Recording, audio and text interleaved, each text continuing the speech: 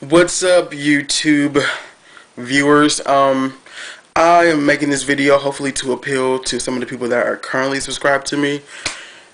Thank you so much. Or people that are just passing by that are readers. I love to read. I love the escapism. Sometimes I don't want to come back. But you always have to come back because either the book ends or you have to sleep. And I have a very unhealthy reading habit. When I get involved with the book series or something, I'll stay up till it's like 5 hours past 5 hours till I have to get up, which is probably not very healthy. So yeah, I'm making this video to go over some of the things that I've realized upon reading these books that I want to talk about, and it is Cassandra Clare's The Mortal Instruments, and then also her Infernal Divices book. I'm going to grab the books. I'm going to try to do this without shaking the camera too much. Oh, they're going to fall. Oh no, I can't let them fall. They're my babies. So yeah, upon finishing all of these books, which I love series, there's, you get more material, and if you like the characters, so you get to go on all these adventures, and this is just incredible. And she connected so many dots with the Infernal Devices, and the Mortal Instruments books. When you're reading, you're like, oh my gosh, all these realizations come, and so I kind of want to talk about those. And no, I'm not gonna do a whole video with me holding the books, although I probably should, because I am doing a homeless guy impersonation here because I haven't found any time to go to the barbershop this week. But yeah, so at this point I'm going to say there's going to be tons of spoilers. So if you have not finished reading the Mortal Instruments, if you have not read the Infernal Devices, then please leave and come back and we can talk. Or at least you can listen to me talk on this video. So yeah, there's going to be tons of spoilers. I love the books, and I know I'm probably going to get a question in the comments, which series do I like more? And let me just go ahead and say that I cannot decide. The books are incredible. I love all of them, and I'm one of those people that's kind of like, Infernal Devices probably wouldn't exist if it hadn't been for the Mortal Instruments. So I really can't choose, but I will say this: the character interaction in the Infernal Devices I enjoyed more. As far as reading goes, the character interaction in the Mortal Instruments is incredible, but it's more modern, with the Victorian London feel or aspect of the story, and in the Infernal Devices, it was so much more engaging to read their dialogue and how they spoke to each other in common conversation and the words that they use, just casual conversation. It was more riveting to me to read, and I really loved that. So I'll say I like the character interaction better, but I won't pick which series I liked more. So I'm going to talk about some things that that came to realization, and also I'm not excited for the movies. I've made myself not get excited about adaptations anymore because they're just, I don't know. I feel like if I don't hype it up, if I go in, I'm like, this is going to be stupid, it's going to be a horrible movie, then I might like it. So I'm not excited for the movie, and so those are two things that I wanted to mention. I can't decide which is my favorite, and I'm not excited for the movie. And so now I'm going to talk about the things that I realized upon finishing the Infernal Devices. The first person I'm going to talk about, I've written a couple things down. Is Clary. Like, you're reading the Mortal Instruments, and you're like, why is she so short? Like, I don't get it. Like, both of her parents are tall. It doesn't make any sense. And so we meet Charlotte Branwell, and then we find out that her maiden name was Fairchild. And you're like, oh, wait a minute. That's why Claire is short, because her great something grandmother was tiny, and her great something grandfather, I think it's great times three, had red hair. And so you're like, oh, that's why Jocelyn and her have red hair, and now we know why she's so short and tiny, because of Lottie, who is, I just love Charlotte. I didn't write her character down, but I love her. her and Sophia, Sophie, I just okay, I could talk a whole bunch about them, and this video is probably going to be long, so please stay with me because I don't know, I just really want people to just talk to, or want people to listen to me.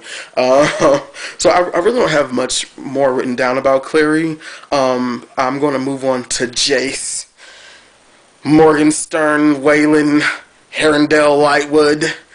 Oh gosh, poor person, poor man, poor kid.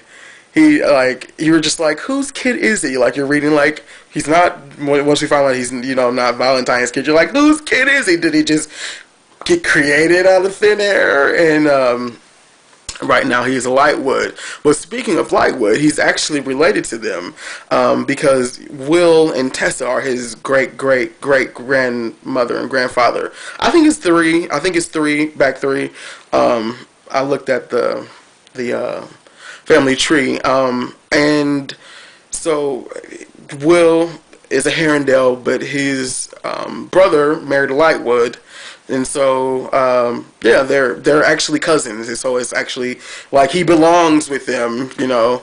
That he doesn't have now that he doesn't have a father, he belongs with his other family members, and so I thought that was really cool. Which brings me to my next point. And I know everybody is going to remember the scene that I'm talking about. I'll do that when I talk about books. They kind of play out as movies for me, and I'm like, "Did you watch that part?" And people are like, "No, I was reading." And I'm like, "You know what I meant, okay?"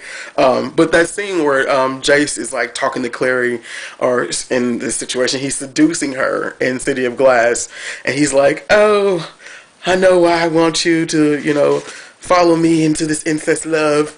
It's because I have demon blood in me." And Claire's like, "No, it's not." He's like, "Well, it's greater demon blood." And I'm like, oh gosh.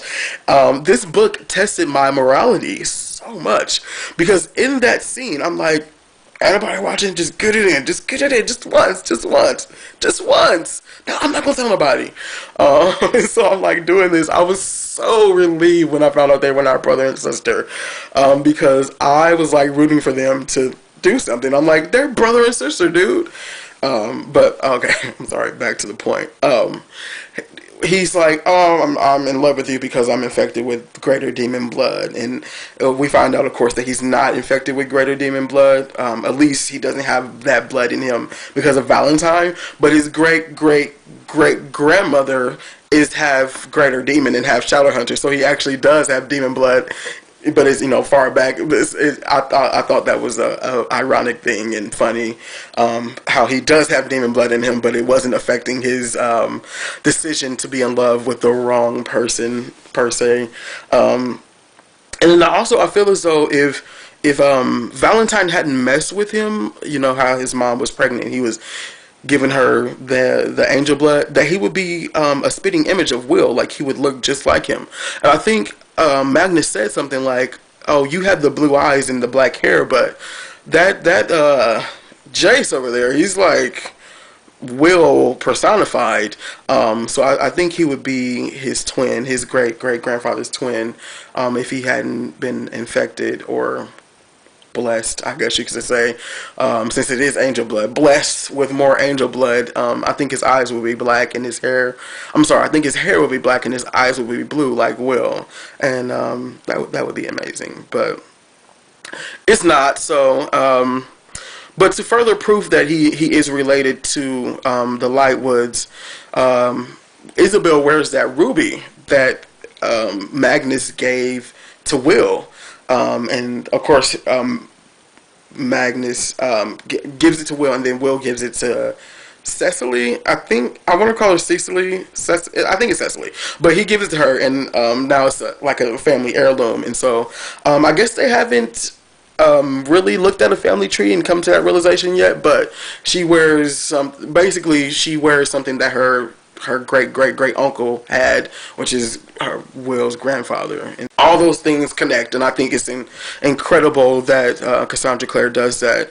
And Isabel, I didn't really write much about her, much down about her, except for her and Simon need to just call it what it is.